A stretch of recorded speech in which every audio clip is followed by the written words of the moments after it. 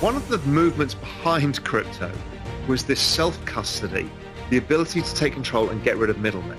I mean, this is as good an opportunity as we saw in March, April, May when I started pounding the table and getting irresponsibly long. Look, it's very good on some level because it gives people access to the space that couldn't get access before or were felt uncomfortable with custodying their own coins. And so that opens it up for the RAAs and all sorts of others. So the amount of investment inflow, I mean, I've been flagging this for ages. We knew it was coming. We knew it was coming about now. It's actually come about 3 weeks earlier than I thought it would, but it's here and the flows haven't started yet. But let's talk a little bit about the construction of this thing. This is a futures contract. So why does that matter? Well, the SEC like it because futures are regulated and it's on the CME and it's cleared so you don't have the custody problem.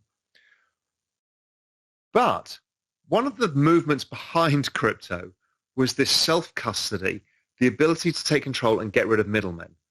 What the SEC has actually done is create a product that will deviate from the price of Bitcoin because of the futures contract. So it will trade at a premium in bull markets and a discount in bear markets, just like the GBTC product does. That opens massive opportunities for hedge funds to arbitrage it. So they would buy the Bitcoin and sell the futures contract and it settles at the correct price.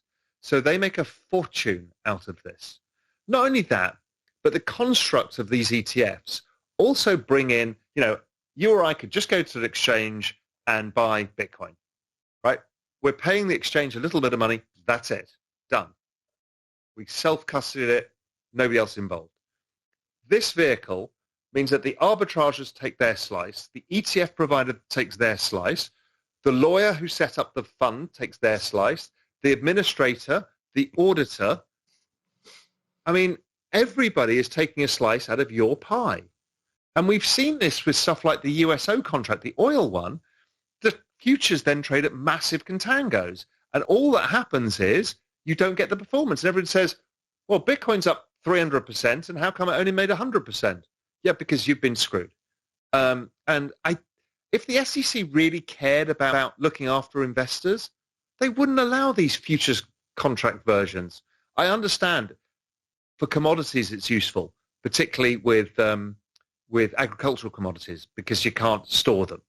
So a futures contract works, and it's suboptimal is what it is. But there's no excuse for something physical like this. It's just no excuse. And I think they think they're helping the little guy get access and it's safer. What they've actually done is enriched Wall Street's monumental infrastructure all the way through to make money from it again. And it's just not fair.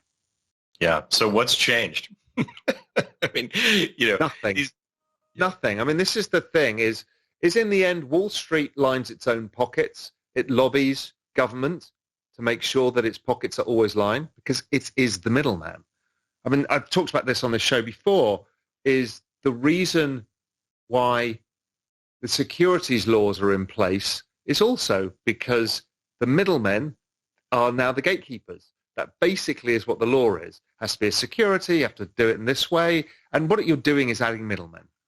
So, you're not allowed to invest directly in a startup because that would be considered a security. You're breaking the law. But lo and behold, if you buy it through your RAA who's got it approved, really? You're just paying everybody fees. And it's being wrapped up as expertise and we're trying to keep you safe. It's nonsense.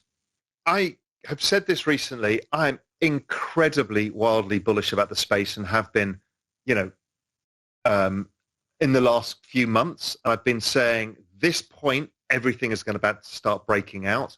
And we've seen this happen before. We know the pattern. This October, November, December, probably January, February, March is going to be the point where it's almost impossible to lose money by owning anything. It's that point in the risk cycle where maximum risk seeking is coming. And we've had this long period of sideways consolidation, and now we're going to see the fireworks. And I'm going to show you what I mean by the fireworks. So the first chart I'm going to show you is Bitcoin's price versus 2012-13 bull market. I've been using this for over a year, and it's uncanny how it's worked. And that shows you exactly what I'm talking about, that the latter part of the year is a huge run. This tells you it could go up to 250,000 if it repeated the same pattern. I actually think there's an upside potential into next year because of the changing structure of the markets, because institutions tend to allocate at quarter ends. They will have seen the FOMO of this quarter, and many will be looking for the opportunity to invest in the new year, 2022.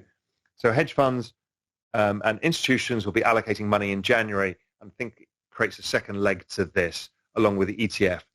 So that chart is incredible. The other one that's really got my focus, as everybody knows, has been Ethereum. Ethereum's been in this sideways consolidation since May. It's just about to break out of a wedge pattern. These kind of patterns, when they break, tend to be explosive in move. And guess what? Ethereum is exactly following Bitcoin over an extended period of time. We're talking 6 years here of Bitcoin's previous run. So again, it just suggests that Ethereum can get up to 20,000. Again, I actually think it exceeds this, but it just shows you what the back end of the year or going out into March can look like. If you want to see it in regular price terms, it kind of looks like this. That's not on the log chart, which is, again, mind-blowing in terms of performance, and then obviously the bear market steps in after that. The bigger part of this picture is I like to use logarithmic trends with regression channels because it shows you, for these exponential assets, things that are cheap and expensive versus trend. So interestingly enough, the entire crypto market cap, around 2 trillion, is actually 2 standard deviations oversold. Now, this chart is like a few weeks out of date, but it's basically 2 standard deviations oversold. By the peak of a bull market, we tend to get 2 standard deviations overbought. So at 2 trillion, it's likely to get to like March at 10 trillion. So that's the 5x of the entire space, which is kind of interesting. And that makes me very, very bullish on the space overall. So here's another example of one of the tokens that is earlier stage, seeing adoption. This is Solana. I've talked about this a reasonable amount. Solana is seeing adoption. It's very clear. And what's amazing, it's exactly following the Ethereum price from its last bull run. And guess what? The prices are almost identical too. So the left scale and the right scale are almost the same.